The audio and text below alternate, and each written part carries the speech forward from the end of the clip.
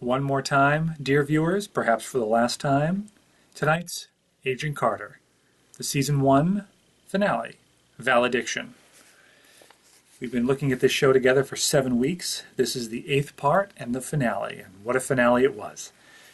Of course, you understand the lateness of my posting this review. I was very busy skiing the hell out of Gunstock up in New Hampshire. Had a wonderful time. And when I booked the trip, it never occurred to me that I was going to be gone Tuesday night. I was going to miss my favorite show. So here we are a few days later. It's given me a little more time to talk about it. I was able to watch it a few times, really think through some of the issues, think through my expectations for Season 2, hopefully. And let's get right into the plot synopsis. So we open with the Captain America radio show. There has not been enough of this season for me. I wish that they incorporated this a lot more into the show. But when it pops up, it's a nice treat. I like Betty Carver, and I do enjoy it quite a bit. So this time it's Diamond Toilet Soap. And it's brought to you by Diamond Toilet Soap, which apparently has a comic connection. I've been trying to research a little bit. So Cap's voice actor, again, just like the original Steve Rogers, not what you'd expect. The voice that comes out of him reminds me of the scene in Wayne's World 2, where I think it was like Mr. Handsome, and it's this kind of short guy, sort of funny looking. Radio is theater of the mind, and this is a great example for that. So back to the episode. We go to the movie theater where we last left off last week with Snafu, and SSR has arrived. It's Peggy, Sousa, and Thompson, of course. And there were 47 dead. 47 people went in to see that movie, and they did not come out. Peggy immediately deduces that they killed each other. I'm not sure how she did that in the absence of any sort of forensic evidence, but she just must have made a very astute observation. She is Peggy Carter, after all. Is there anything she can't do? She deduces that they killed each other. My immediate guess would have been that there was some sort of a monster or some sort of a werewolf or something, but she realizes that they killed each other. And Sousa finds the carriage with no baby. I mean, there's no... Thank God no baby was hurt during this.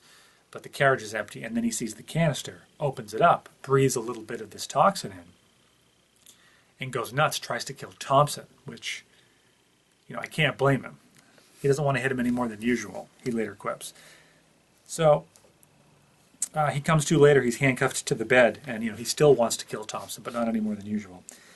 And they learn that this compound actually induces like a sort of psychosis. And, it just really just got me thinking, what is Ivchenko's master plan here? Just to kill a few people in Times Square? He's got to have more up his sleeve than that. It seems like he was more or less running the show, calling the shots with Dottie. And Leviathan's had a very limited presence, but we'll talk about them more soon. So, Ivchenko and Dottie, they're in a car, and they escaped at the end of the last episode. And they're talking about New York City and how it's a beacon to the whole world, and it's a beacon for the whole world to envy. And they say, won't it be fun tearing it down? So they get pulled over, and who better to talk her way out of a speeding ticket, or in this case, I think it was a failure to signal, than little Dottie. I believe she was a Silly Goose Dottie from Iowa, and she does her best Dottie from Iowa impression, and gets the cop to go away, and he says, okay, my elderly grandfather's here, and he can't drive, and she does exactly what you'd expect her to do. Just at that moment, an APB goes out over the wire for their car. So just as the cop realizes it, he turns around, and there's Dottie with a gun pointed to his face. Was not that cop's lucky day. I'll bet he was 2 days from retirement. So Howard Stark comes into the SSR, and he turns himself in. And they say, how'd you even get up here? And he says, the security at SSR is the same as the White House. And they hired the same contractor, and Stark said, well, you should have hired me. Stark, always very clever, very likable character, very suave, Of course, we like Tony for some of the same reasons, but Howard is a little more gentle, a little less threatening for me. He's, maybe it's just the time period he's in, when good and evil were a little bit more well-defined. Howard is misguided, but definitely not a bad guy. I like Howard. they correctly put the deaths of Kosminski and Dooley on Howard. And he begins to explain that item 17 is midnight oil. Now, the Army wanted something that would allow soldiers to stay up for days, and Stark began working on it. But unfortunately, it had the unintended side effect of inducing hallucinations, psychosis, things like you'd have if you were sleep deprived for a very long time.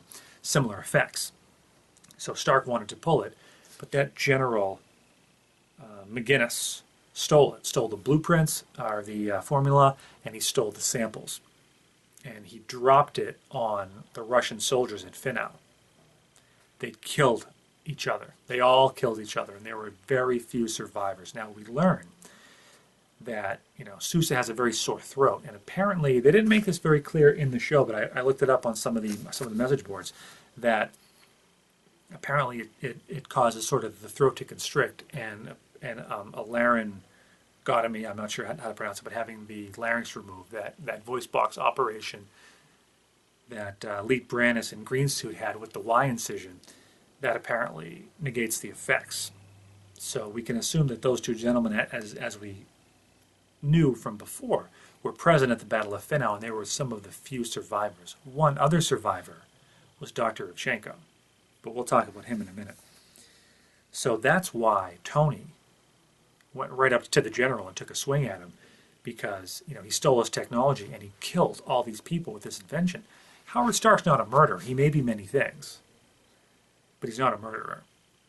So it's completely in character that he would go toe-to-toe with this general, because he used his technology for an unintended effect without his permission. So you can understand why he was very upset about that. So on the radio, they're announcing Stark's plan. He's going to do something very altruistic and have a press conference where he explains the whole story. Evchenko hears this while Dottie's dealing with, she's getting the plane ready at the hangar. And Evchenko says, a new opportunity has arisen. And Dottie says, just since I left the car?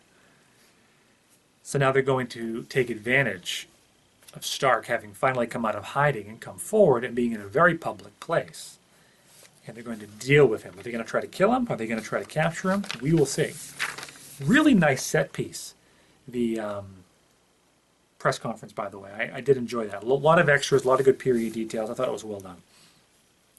So Carter and Stark have a nice discussion where they talk about the press conference, and they're going to try to draw out Leviathan. So they're using it as an opportunity to draw out Leviathan, which, of course, Evchenko's taken the bait. The best part, I thought, was when Stark was feeding Thompson the lines, and a great hero, and Thompson's, a great hero, his intellect, and Thompson's just trying to deal with it the best he can. I thought that was a very clever scene. So all of a sudden, to the surprise of no one, shots ring out, and sort of hits the window behind him, and they get Stark out of the way quickly, and they get him to a cop car, and Jarvis puts him in the car, and the cops drive off. They say, take him to the safe house or whatever, and then Jarvis looks and sees two dead cops on the ground, and now he puts it together immediately. It was obvious to me the second he didn't die right at the podium that they wanted him alive, because Dottie is not going to miss that shot. She's a very good shot. Maybe not as good as Peggy, but she's not going to miss that shot. So I knew immediately they wanted him alive, and why? They obviously want him to work for them, under duress, clearly. But they're going to want the great Howard Stark alive for his intellect and for his creativity. They're going to have him do God knows what for nefarious purposes. It takes Peggy and Jarvis a minute to piece the whole thing together, but once they do, they know that they've basically been had. It sort of reminded me of how long it took Legolas to realize that drawing Sauron out through the Black Gate was going to be a diversion. Yes, Legolas, it's a diversion. Yes, Peggy. Yes, Jarvis. Yeah, the whole thing was a diversion. So Stark tries to bribe his way out with different, celebrity phone numbers and things like that. And they switch cards at some point. I blinked and I missed this the first time, that Dottie actually picks him up in a different car, and they ditch the police car. Of course, that would be quite a target. And apparently he has a larger vault. And we cut to 6 months earlier, and it's Stark on his date with Dottie. Of course, we found out before that this Black Widow that they're looking for would have dated Stark, and that's how she knew where the vault was and how to get into it. So it shows Stark showing off all his planes and all his different toys and things, just trying to impress her. It was a nice flashback.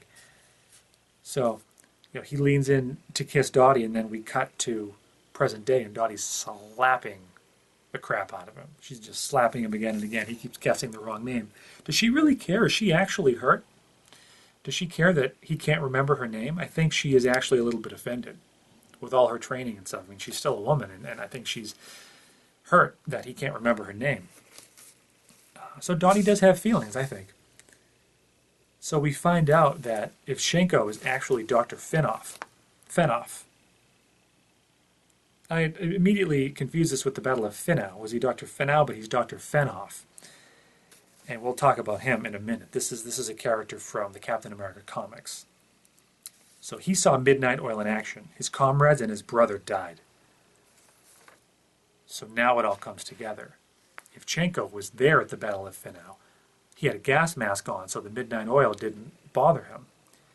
And he saw firsthand what Stark's technology does. So he has had a grudge against Stark this entire time. He tries to explain, Stark tries to explain to Ivchenko or Fenoff that he's not a bad person. But Fenoff's not buying it. We're just going to call him Ivchenko, okay, just to keep things straight. He's not buying it at all. It is McGinnis's fault, but Ivchenko begins to tell him it's the guilt that eats away at you. Focus. And he's now beginning to do the hypnosis on Stark, and he says to remember the time of his greatest shame.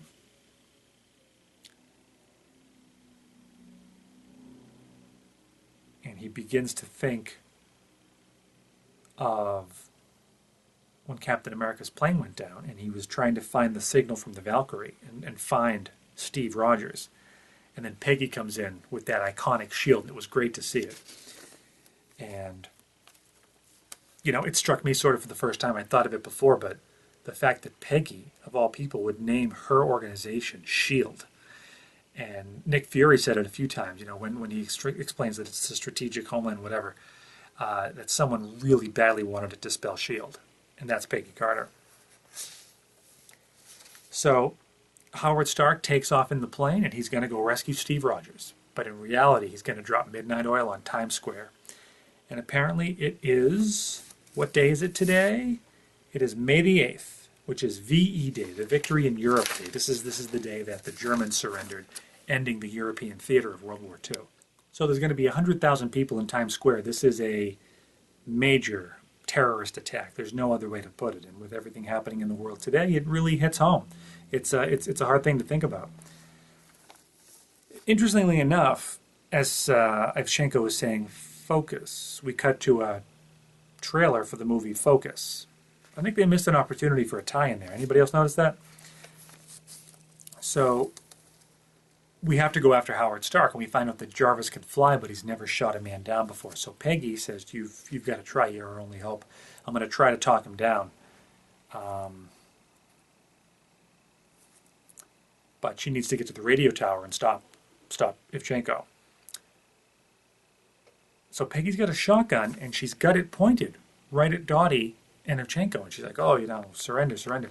After everything that they've seen her do and everything that Ivchenko has done, why doesn't she just shoot? I know she has this, very strong code of ethics and a code of honor. And, what would Cap do? Would he have just shot them in the back? Probably not. But you've really got to think it's desperate times, and there's 100,000 lives at stake here. Kill the two bad guys. That's what I say. So instead, Dottie says, Peggy, it's so swell to see you. And she just is not dropping this facade, which I enjoyed. And we finally get the fight that we've been waiting for. And it was not a huge letdown. It was not a letdown at all, but a little quick. Dottie gets the better of her. Dottie's the better hand-to-hand fighter. Peggy gets in a good kick. kicks her through a window, and she falls on like the top of a van or something, and no, she's dead, right? I already said last week that in interviews with Bridget Regan, they talked about what her role might be if there is a season 2, which I thought at the time might have been wishful thinking, but I do think it was a slip-up. And that telegraphed to me that she's not going to die.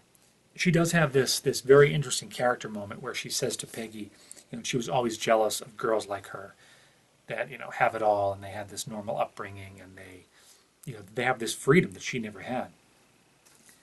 And she finally, she opens up a little bit about this.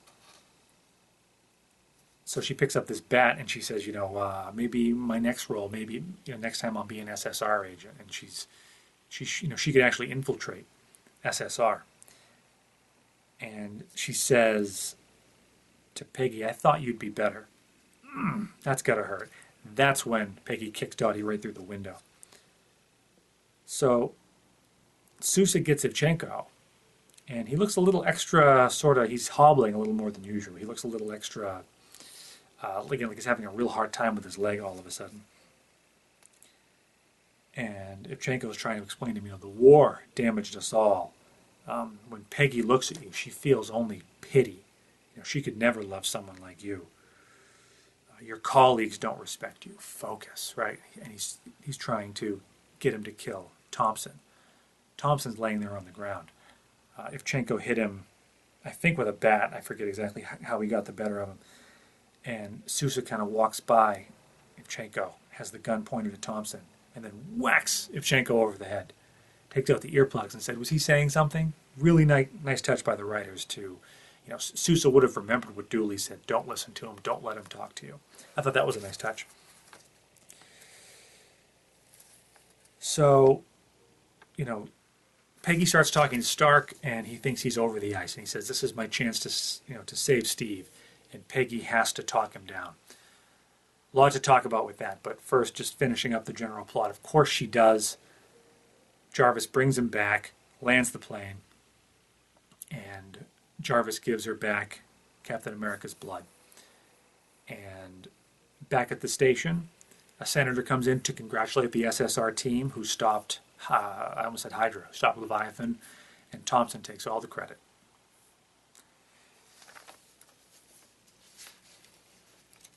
So, let's talk a little bit about the episode. So, Valediction, the meaning is just the final remarks. There's no funerary connotation here. None of our major characters died, which I thought was going to happen. I wasn't sure who we were going to lose. I thought maybe Sousa was going to be a red herring, but if there is, for Peggy's wife, for Peggy's husband, excuse me. I think I might have had it right the first time. But he would be very, very vital if there is a season 2, if ABC decides to bring it back. The showrunners have said that there's no announcements probably going to be made until May. So we have to wait and see what they're going to do, which is unfortunate, but we'll see. So the characters. A lot of strong character arcs here, some of them stronger than others. For Howard Stark, he put himself at risk. He didn't have to come back, but he came back out of hiding, sort of gave himself up, explained the situation. He came up with a plan, executed it, putting himself at risk, and, he did the right thing. We found out that his greatest shame was not being able to save Steve, who he had so much respect for and considered a friend. Wasn't able to save him. And, he couldn't find his body for Peggy. So at the end, he destroys his own technology to prevent any more collateral damage from his technology, just like Tony does at the end of Iron Man 3. So I liked that echo of his son again, history repeating itself. I think Stark needs to be more careful, though, with what he keeps in his vaults, plural. He's got this stuff that's just too dangerous to keep around, like that failed vest. What is he going to do with it? Is it just a souvenir? Is it just his ego? He can't let things like that go. But if there is a second season, I would very much like to see more of Howard Stark. Dominic Cooper, great actor, great character. No one else can play him. Well done. Jarvis. Jarvis is his own man. He's learned to speak for himself, and Peggy and Jarvis do make a great pair. I really enjoyed their banter and the scene we talked about last week where they're handcuffed to the table. It was some great comedy, which sort of punctuated the action that week.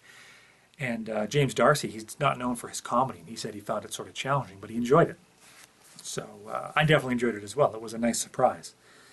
He ends up facing his fears, and he gets in the plane and understands that the needs of the many outweigh the needs of the few or the one. And he would have killed Howard to save all those people in Times Square. It would have been the hardest thing he ever did, but he stepped up to the plate, and he was going to do it. We learn that Stark may employ him, but he does not own his integrity. So he does sort of steal back the blood for Peggy, brings it to her, and says, "I would be honored to assist you at a moment's notice, Miss Carter." Very, very well done, Jarvis. Great character. Well done for James D'Arcy. Thompson finally learns to appreciate Peggy. Peggy saves his life. And still a product of his surroundings. He takes credit for the whole thing, lets the senator congratulate him and the other men of the SSR. So, very disappointed in Thompson. Obviously, we know that eventually Peggy will dissolve SSR and start S.H.I.E.L.D. And if I was her, I wouldn't give Thompson a job. I was very disappointed in Thompson at the end of this episode. I expected better of him. But he does take the credit for stopping Leviathan. Speaking of Leviathan, they never really came, did they? Leviathan is coming. It only was ever embodied by the two, Ivchenko and Dottie. They weren't ever really seen in force otherwise. So at the end of season 1, we didn't get the big reveal about Leviathan. In the comics, if I'm understanding correctly, they are basically the Russian version of Hydra. They're just not as powerful or as well known. So it's good that they drew another organization that wasn't specifically Hydra, because Hydra is always the bad guy. It was nice, but just another poor imitation of Hydra? I don't know. So, surprise at the end, we see Dr. Zola rear his ugly head again.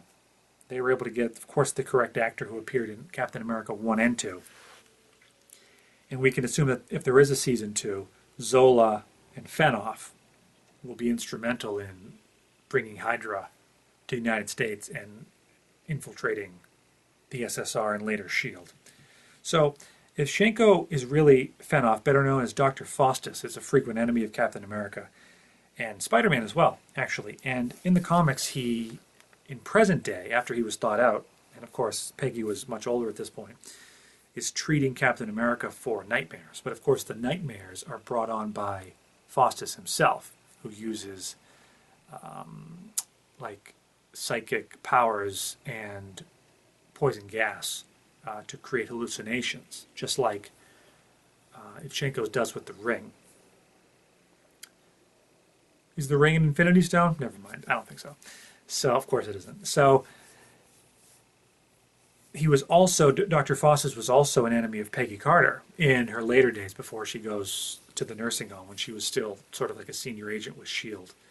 And it's good that they tied that together. They tied Agent Carter, the miniseries, into the Marvel Cinematic Universe nicely with the Dr. Zola reveal, and also into the comics as well. So I did appreciate that. His personal grudge against Stark was a nice touch as well, having him be at the Battle of Finau and seeing firsthand what Stark's technology does and what Stark himself is capable of, even though it wasn't technically Howard's fault. Fenoff holds him responsible. Stark's ego is the reason he didn't destroy Black Midnight, I'm sure. It's one of his trophies, so he's going to keep it, but he should have had it destroyed. So it didn't fall into the wrong hands like it clearly did, especially with him showing every girl he brings through his house where his vault is and all his big baddies or bad babies. I forget which term he actually used. So in some ways, Fenoff is right. It is Stark's fault.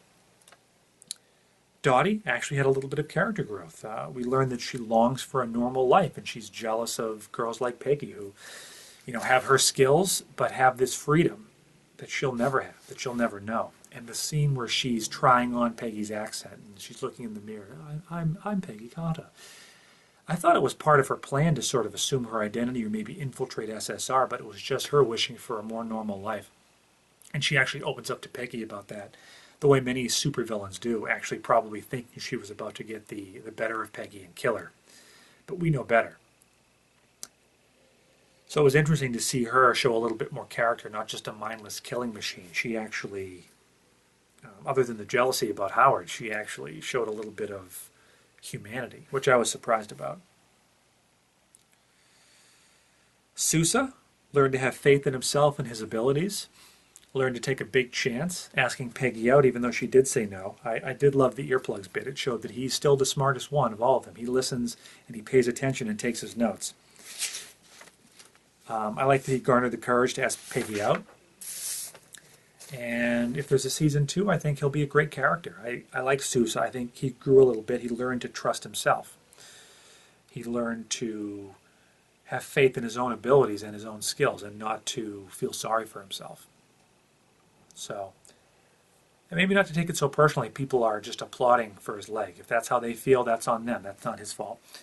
Which leads us to the star of the show. Well done, Haley Otwell. Well done, Agent Carter.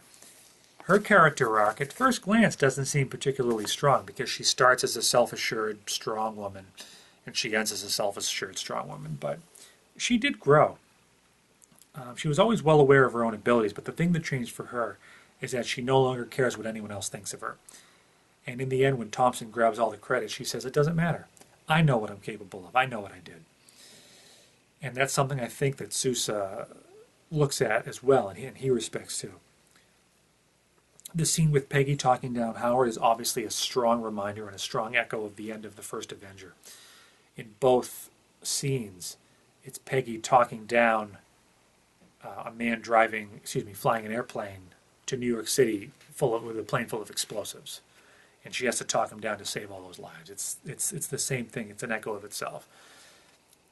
But this time, the thing she was saying to Howard, she was convincing herself as much as Howard that it was time to let go. And she learned to let go, so that when Jarvis presents her with the blood that she coveted, it was the last piece of Steve. She's going to keep it safe. She's going to lock it in a safe and hide it behind the bricks. That's not Steve. Steve's here for her. That's where he'll always be. So she rightfully pours the blood into the river. And she learns to let go. She lets go of him. And even though she turns down Sousa, she sort of does it with a smile.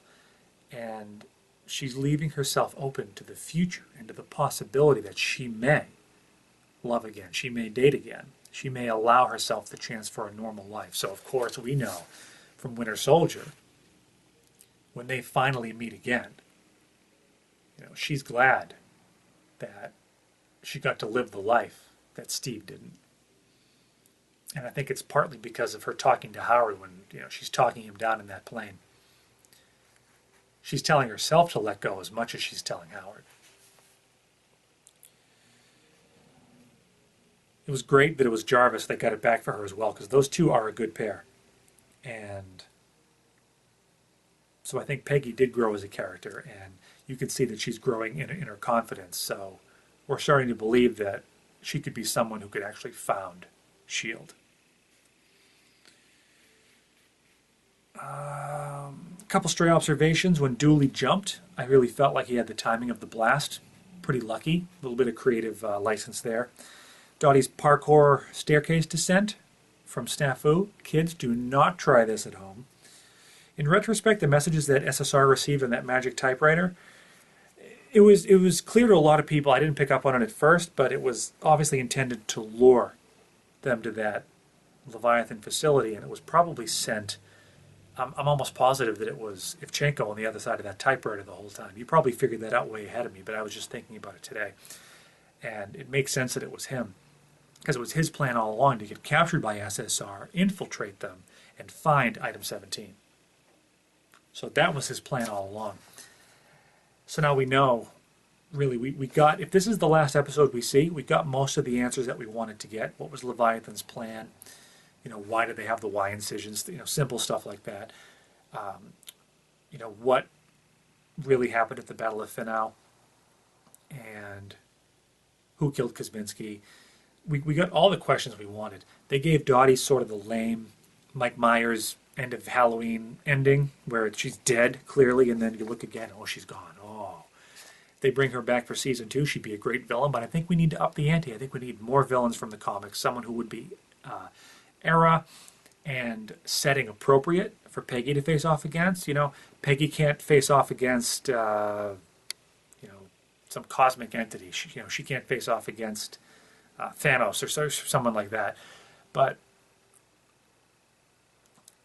they need to find a good villain for her, and I'm hoping it's not just Zola and Fenoff. I'm hoping that there's someone a little stronger. They could bring Dottie back again, but I'm hoping that they go a little bit deeper into the canon. Peggy and Angie are going to be living in Stark's guest house. That'll be a nice base of operations for them. Hopefully Angie will be more of a character than she was in this episode. I thought she was a good character. The actress was good enough, but she was underutilized. They didn't do as much with her as I thought they were going to. So, because now they're living together, I think it telegraphs that not only will we not get any more of her boarding house and of Miriam, which is a shame because she was a great character, but we will get plenty more of Angie, which is nice. So the Zola Shield Hydra connection, season 2 maybe ends with the return of Dottie. So the Zola Shield Hydra connection, season 2 maybe ends with the return of Dottie. I know I'm looking very far ahead. But those are some of my thoughts, and I think that the show ended on a nice note of redemption for Peggy. She's let go. She's learned to believe in herself, and her opinion is the only one that matters. She doesn't need a man's approval. She doesn't need Thompson's approval. She doesn't need a pat on the back from a senator. She knows who she is and what she's capable of, and she's ready for the future, and she's ready for the destiny that's laid out before her. Of course, we know what she's destined for, but she doesn't yet. But we know she's ready for it now. Hoping that ABC renews it for a season 2. I'd love to talk with you about it more. But for now, that's the end of season 1. Thank you very much for talking it through with me. I've had a great time watching the show. We'll see you next time.